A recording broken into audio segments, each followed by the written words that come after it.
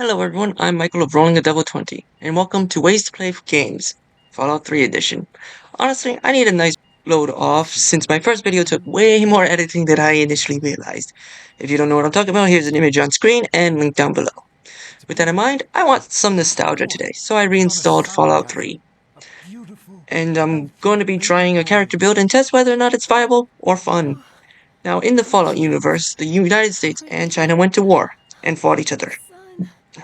Something that's looking more and more likely in our own world, unfortunately. But what if I could only use gear that a US soldier could use? So here are the rules going forward. Why this challenge? Simply put, I wanted an easy challenge to ease my way into this style of content. With my rambling over, let's begin. I named myself Sarge because I thought it was appropriate.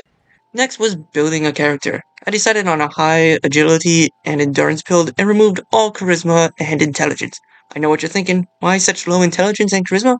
Well, for intelligence, dumb soldier memes have many results on Google.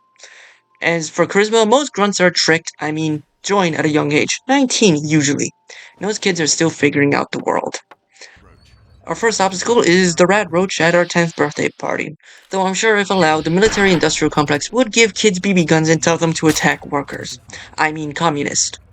As for tag skills, I went with small guns, melee, and repair, as it is US soldier policy for soldiers to maintain their weapons.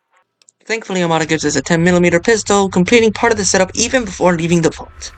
I did use most of my ammo here, sadly, but after the vault, we can begin completing our setup.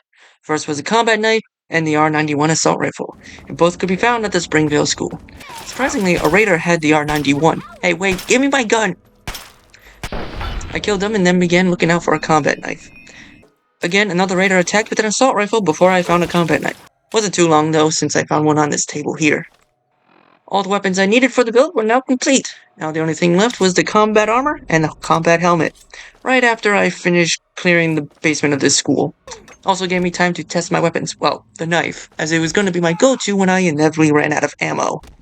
Fun fact, these raiders were going to try to dig into Vault 101, your old home, but they dug in the wrong direction. Sorry, I know, I'm not focusing on stories today.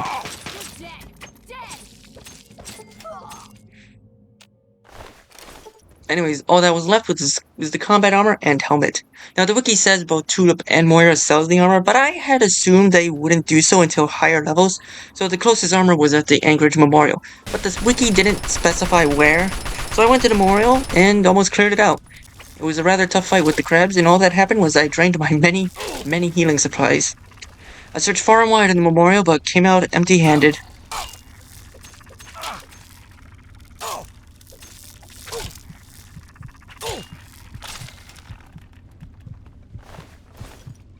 So I returned to Moira, and I was gonna try to trick her into believing I had gone to Minefield, and in order to do that, I needed to wait a day. This did reset her inventory, and sure enough, she was selling combat armor, and a helmet. I did have Talon combat armor from an encounter earlier, but I'm not allowed to use that, as it would ruin the spirit of the challenge. With that, the setup is finally finished, and we can begin the story. Now, earlier during the setup, I did pay to get my dad's location at GNR, so that's where we're going. Quick detour through the Super Duper Mart aside, the trip went fairly well. Killed a few mole rats here, a few pharaohs there. Before I knew it, I was fighting the behemoth at Galaxy News Radio. To arms, brothers, to arms!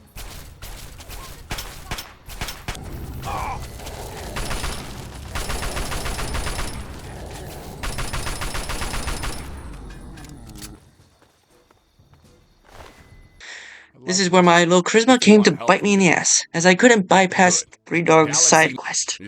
Hey, look, I like the quest, but it's for something I can't use due to copyrights.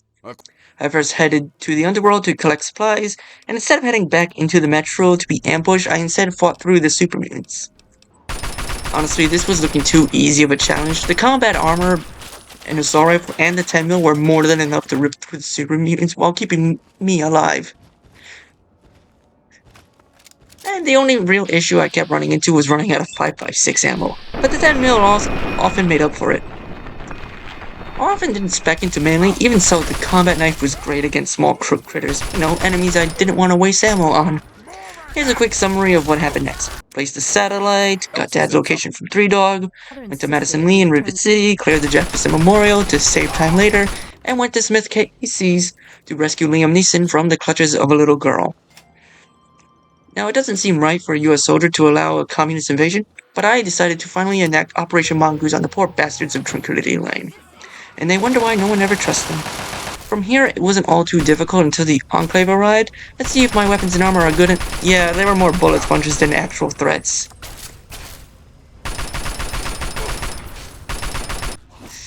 During the escape, my game crashed, and it took me a few days to realize, oh wait a minute, I didn't finish the run yet. That's why you're seeing PC controls for the time being. Wasn't long before I switched back to the controller. I just realized once you escape, it's not long before the end game. Man, Fallout 3 is a lot shorter than I remembered. No time to ponder that as I made my way to Little Lamplight and my game crashed. Again. I both love and hate this game. And I don't have the charisma to bypass going to Paradise Falls. Great. What? Well, after unleashing the spirit of Abraham Lincoln, I rescued the kids and other slaves. This collar. It's gotta get. Now, I couldn't find any specific policy on rescuing prisoners, but I believe setting hostages free is US soldier policy. I could be wrong, though. Entering Murder Pass, and my build has reached its limit. It's now taken multiple magazines to take down a single Superman. But really, it's fine, because I only have 2 more missions to complete. Fox gets the gig, and I get abducted by the US government. And I'm not even a foreign national. What the fuck?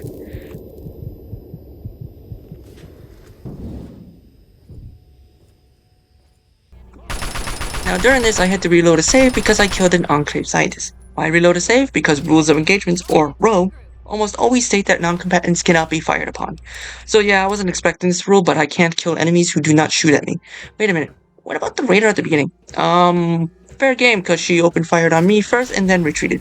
Unless Obama was president. You might think because the Enclave is the remnant government, I'm going to obey President Eden. But no, as the modified FEB breaks the Geneva Convention in more ways than one, I don't need to Google that to know. So yes, my guy can and should refuse the order. All that's left is Colonel Autumn, who died quite easily, and inputting the code. My final thoughts?